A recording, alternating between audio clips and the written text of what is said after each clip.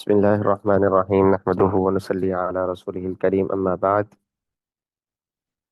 جی اب ہے جی لام ال کا بیان. لام ال کا بیان مختصر سا باب ہے، مختصر سی باتیں ہیں، ضروری باتیں یہ. اور یہ بہت جو ہے وہ اہم چیز ہے جب آپ کے اجرا میں آئیں گی یہ چیزیں ساری. تو لام ال کا بیان لام ال اس کی دو قسمیں ہیں: اظہار اور ادغام. اظہار اور ادغام. اظہار کتنے حروفوں میں ہوا ہے اور ادغام کتنے حروفوں میں ہوا ہے؟ ٹھیک ہے. لام ال کے 14 حروفوں میں اظہار ہوا ہے اور 14 میں ہی ادغام ہوا ہے. لام ال کے جو 14 حروفوں میں اظہار ہوا ہے ان کا مجموعہ ہے. انہیں حروف قمریہ بھی کہتے ہیں. انہیں کیا کہتے ہیں؟ حروف قمریہ بھی کہتے ہیں. قمر کا معنی کیا ہوتا ہے؟ چاند کے. قمر کا معنی کیا ہوتا ہے؟ چاند کے. جو میں بات سمجھانا چاہ رہا ہوں، قمر کا معنی ہوتا ہے چاند کے. جیسے چاند کی موجودگی میں ستارے موجود ہوتے ہیں نا. آپ کو پتا ہے رات کو چاند نکلتا ہے تو چاند ویسے ہی جاتا نہیں ہے، لیکن جب چاند کی موجودگی میں رات کو ستارے بھی موجود ہوتے ہیں، اسی طرح ہی لام ال کے بعد حروف قمریہ میں سے کوئی حرف آ جائے تو وہاں پر لام ال بھی موجود رہے گا، غائب نہیں ہوگا. ٹھیک ہے. لام ال بھی ظاہر ہوگا یا موجود رہے گا. یہ میں نے ایسا سمجھانے کے لیے آپ کو بات کی ہے. تو 14 حروفوں میں اظہار ہوا ہے حروف قمریہ. اظہار والے حروفوں کو کہتے ہیں حروف قمریہ. لہذا 14 حروفوں میں اظہار ہوا ہے، اور جس طرح جو ہے وہ قمر کا معنی بتایا ہے چاند کے، اور جس طرح چاند کی موجودگی میں ستارے موجود رہتے ہیں، یہ یاد کرنے کے لیے آسان ترین چیز ہے، اس لیے میں نے آپ کو یاد بتائی ہے. اسی طرح ہی لام ال کے بعد حروف قمریہ میں سے کوئی حرف آ جائے تو لام ال بھی موجود رہے گا یا لام ال بھی ظاہر ہوگا. مثلا الارض، البلد، الغیب، الحج. اسی طرح ہی الجنہ، الکتاب، الودود، الخالق. یہ کیا ہے؟ یہ سب میں لام ال ظاہر ہو رہا ہے. لام ال کیا ہو رہا ہے؟ ظاہر ہو رہا ہے. ٹھیک ہے. آپ کو محسوس ہو رہا ہوگا کہ لام ال ظاہر ہو رہا ہے. الارض. ٹھیک ہے جی. اور اس کے بعد ہمارا ہے ادغام. 14 حرفوں میں ہم نے اظہار پڑھا اور 14 میں ہی اس کا ادغام ہوا ہے. 14 میں ہی اس کا ادغام ہوا ہے. اور وہ کون سے حرف ہیں؟ ادغام والے حرف ہیں تف، دد، روزہ سا، شف، ضب، والانا. ٹھیک ہے. تف، دد، روزہ سا، شف، ضب، والانا. یہ ہے حرف ادغام. ٹھیک ہے. لام ال کے بعد اب یہ ادغام ہوا ہے.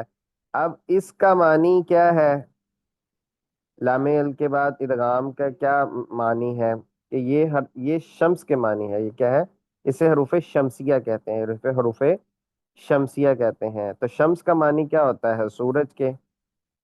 تو جس طرح سورج کی موجودگی میں آپ کو پتہ ہے دن میں سورج نکلتا ہے، تو سورج کی موجودگی میں ستارے غائب ہو جاتے ہیں، ستارے نظر نہیں آتے. اسی طرح ہی حروف شمسیہ کے بعد لام ال کے بعد حروف شمسیہ آ جائے تو وہاں پر لام ال غائب ہو جائے گا یا ادغام ہو جائے گا. ٹھیک ہے. اس کو بولیں گے ادغام شمسی. اس کو بولتے ہیں اظہار قمری، اور اس کو کیا بولتے ہیں؟ ادغام شمسی. اب مثال دیتا ہوں، آپ کو اندازہ ہو جائے گا. جیسے والطارق، والثمرات.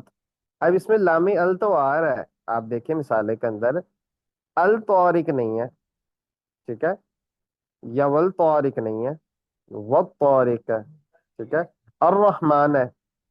الرحمن ہے. الرحمن نہیں پڑھتے ہم لوگ. کیوں؟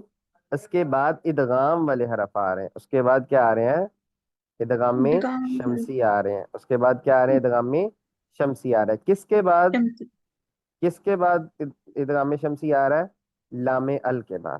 لام ال کے بعد ال کے بعد ادغام میں شمسی آ شم رہا ہے، ٹھیک ہے جی؟ بات سمجھ آ گئی ہے؟ ایک جی منٹ قاری رکیے۔ صاحب، یہ تو آگے آگے ہے۔ اچھا جی، ہم کہاں تھے؟ جی، ادغام کے بارے میں سمجھ آ گئی ہے کہ ادغام کسے بولا جاتا ہے؟ ادغام ظاہری بات ہے داخل ہونا، یہ آپ کو پہلے سے یہ باتیں پتہ ہیں کہ داخل ہونا یا ملانا، ٹھیک ہے؟ تو اسی طرح ہی ادغام میں شمسی کون سے ہیں؟ یہ آپ کے سامنے مجموعہ تھا تز روزہ مولانا، ٹھیک ہے؟ اس کو آپ نے مجموعے کی صورت میں بھی یاد کرنے تاکہ آپ کو حرف یاد ہو جائیں کہ اگر لام ال کے بعد یہ والے حرف آ جائیں تو کیا ہو جائے گا؟ لام ال غائب ہو جائے گا، ادغام ہو جائے گا، اور اس ادغام کو ادغام میں شمسی بولا جاتا ہے۔ نوٹ حروف قمریہ، یہ دیکھیں وہی جو بات کی تھی وہ بات ادھر لکھی ہے۔ قمر کا معنی چاند کے ہیں، جس طرح چاند کی موجودگی میں ستارے موجود رہتے ہیں اسی طرح لام ال کے بعد حروف قمری آ جائیں تو لام ال بھی موجود رہتا ہے، ٹھیک ہے جی؟ یہ میں نے آپ کو بات سمجھا دیا ہے۔ اور آگے حروف شمسیہ کے بارے میں بھی لکھا ہے، شمس کے معنی سورج کے ہیں، جس طرح سورج کی موجودگی میں ستارے غائب ہو جاتے ہیں اسی طرح ہی لام ال کے بعد حروف شمسیہ آ جائیں تو لام ال بھی مدغم ہو کر غائب ہو جائے گا۔ جی یہ بات سمجھ آ گئی ہے نا؟ مثالیں آپ کو مثالوں کے ساتھ میں نے سمجھایا، اس سے جی آگے پیج نہیں ہے کوئی؟ پیچھے آگے کیجیے گا دوسرا ذرا، بیان کرو۔ نہیں پیچھے جی کیجیے گا دوبارہ پیج کو، دوبارہ پیجز کو پیچھے کیجیے گا، اس میں حروف قمریہ کا انہوں نے مجموعہ کیوں نہیں لکھا ہوا؟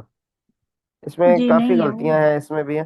اچھا ویسے میں آپ کو زبانی بتاتا ہوں، حروف قمریہ کا مجموعہ ہے ابغی حجک وخف عقیمہ، ٹھیک ہے؟ یہ کسی جگہ پہ لکھ لیں، ٹھیک ہے؟ یا میں آپ کو کتاب سے پکچر لے کے سینڈ کر دوں گا، اس کو لکھ لے گا، ٹھیک ہے؟ جی یہیں کسی جگہ پہ لکھ لیں۔ اس کا مجموعہ چل ہے ابغی، ابغی حجک وخف عقیمہ، ٹھیک ہے جی؟ جی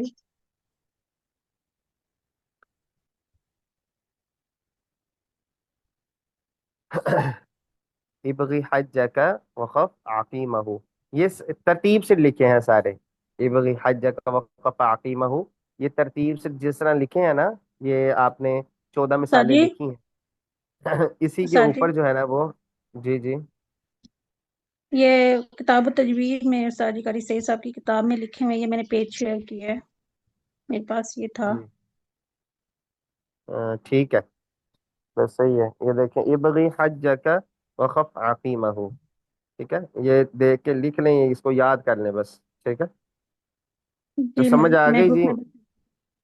قمر کا معنی کیا ہے اور شمس کا معنی کیا ہے، دونوں کی باتیں سمجھ لگ گئی ہیں؟ یعنی سورج کی موجودگی میں ستارے غائب ہو جاتے ہیں، اسی طرح ہی لام ال کے بعد حروف شمسیہ آ جائیں تو وہ غائب ہو جاتا ہے، مدغم ہو جاتا ہے۔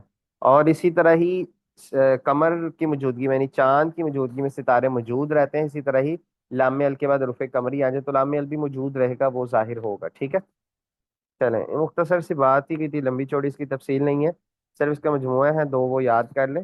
اور ادروائز زیادہ تر آپ کو پڑھنے کا انداز بھی پتہ ہے، لیکن بعض اوقات غلطی کر جاتے ہیں، جیسے الرحمن کو الرحمن بھی لوگ پڑھتے ہیں، حالانکہ اتنی مشہور سورہ ہے لیکن پھر بھی لوگ غلطی کر جاتے ہیں۔ اس کے علاوہ کئی ایک مثالیں ہیں جن میں تو عام طور پر غلطی کرتے ہیں، تو الرحمن لام غائب ہو گیا، مدغم ہو گیا، ٹھیک ہے؟ اور اسی طرح ہی البلد با موجود ہے، کیوں؟ ابغی حج جگہ وقف عقیمہ سے ہے، حروف شمسیہ میں سے ہے، ٹھیک ہے؟ قمریہ میں سے ہے، اور الرحمن را جو ہے وہ حروف شمسیہ میں سے ہے، اس وجہ سے۔ چلیں نکال لیجیے گا اجرا۔